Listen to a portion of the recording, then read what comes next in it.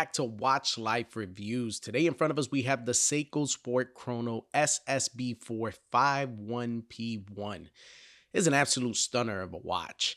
I haven't seen much on YouTube in terms of reviews for this watch. I've seen a couple of articles here and there. This popped up in my radar. I think I was on Joma Shop looking for the next piece to review, and well, let's jump right into it. All right, let's take a look at the specs. You have a case size of 40 millimeters, measuring in at 45.8 millimeters lug to lug. You have a case thickness of 11.5 millimeters. For the movement, it is housing that Seiko in-house caliber AT63, which is a mecha quartz movement. Water resistant of 10 bars, equal to that of 100 meters.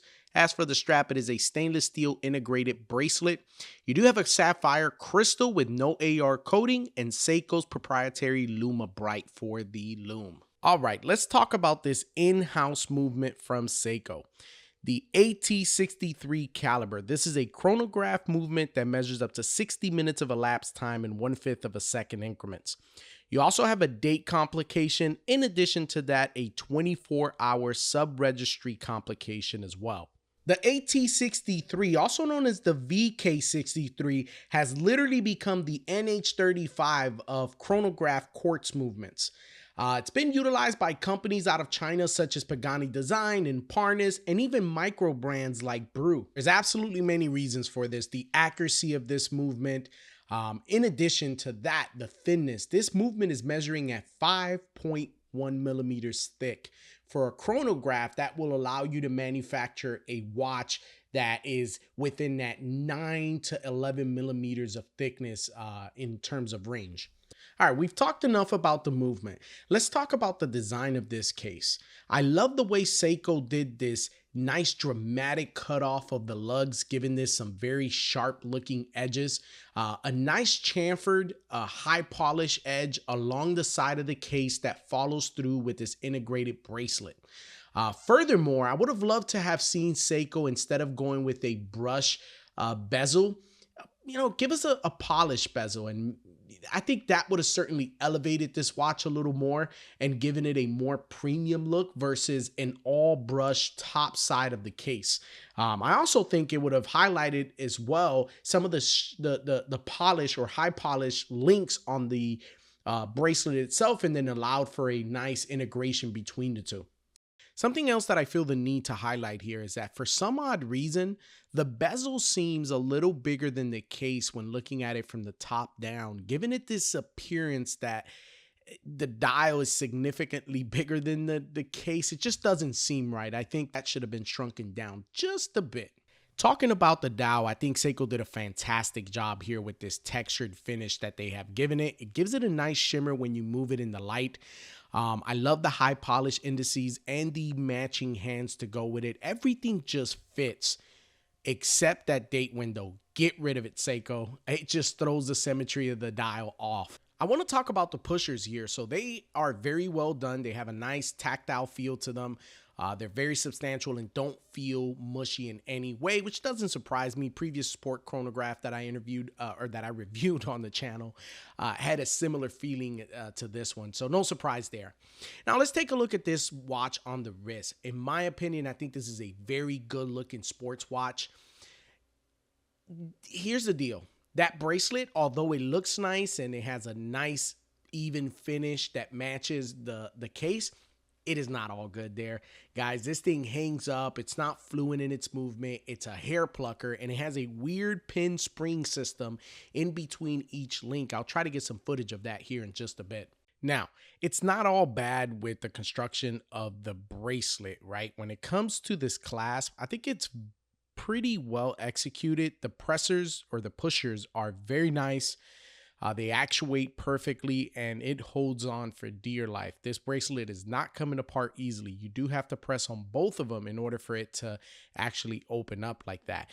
Now, here's where the downfall is to the clasp, right? And I don't know why this thing scratched extremely easy, and easier than any other stainless steel watch that I ever had. Now, I do love how this bracelet tapers down in the middle, and then it kind of gradually picks back up towards the clasp. Looking at that nice brush finish with the high polish center links, I think it looks fantastic. You know, just taking a look at this design, I think Seiko really did a good job here. It's just in practice is not the best bracelet. And I think Seiko could have did even if I had to pay an extra $60 for a significantly better bracelet, I would have been happy paying that. Here you can see the way those links fold. Everything is just very stiff with this bracelet.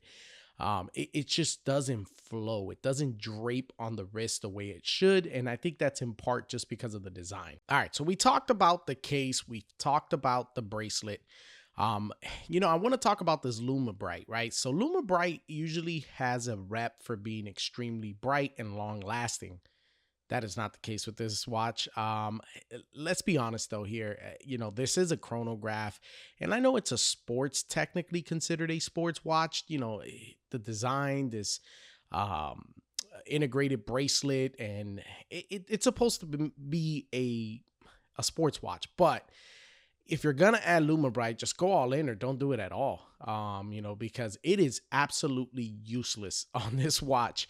I was trying to get some footage to put in the review of the actual LumaBrite, and I could not get it to even get bright enough for my camera to pick it up. And I have one of my lenses get down to about 1.4, I think, aperture, which should allow enough light for this to be picked up. And I just couldn't get it. The Lume was not coming through on footage. The Lume might as well not have existed at all. All right, enough with the Lume. Let's talk about this crystal. I'm pretty impressed that Seiko was able to add a sapphire crystal on a sub $200 watch. Now, I know the retail price is going to suggest $398, but the fact is you can have this for under $200 at most retailers online. With that said, this begs the question, Seiko, could you not have added a sapphire crystal to the majority of the Seiko 5 lineups, especially the field watches and the dive watches? I think you could have, and I know I'm not the only one with this question. All right, ladies and gentlemen, that sums up my review of the Seiko SSB451P1, and the P1 stands for this silver dial color.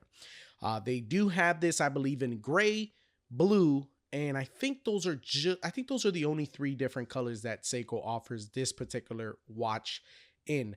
And this is a part of the essentials lineup. If you are looking to go on Seiko's website and do a little bit of research on the watch, it is a part of the essentials lineup. Not quite sure what that means, but yep, that is a part of that lineup. With that said, guys, I want to thank you for sticking it out to the end of this video. If you watch my previous video, actually the video before last, we were doing a giveaway for a veteran, and that was with the President's watch that was sent into the channel for review. I'm going to be doing the announcement of the winner of that watch this Sunday, which is, if you're watching this, today.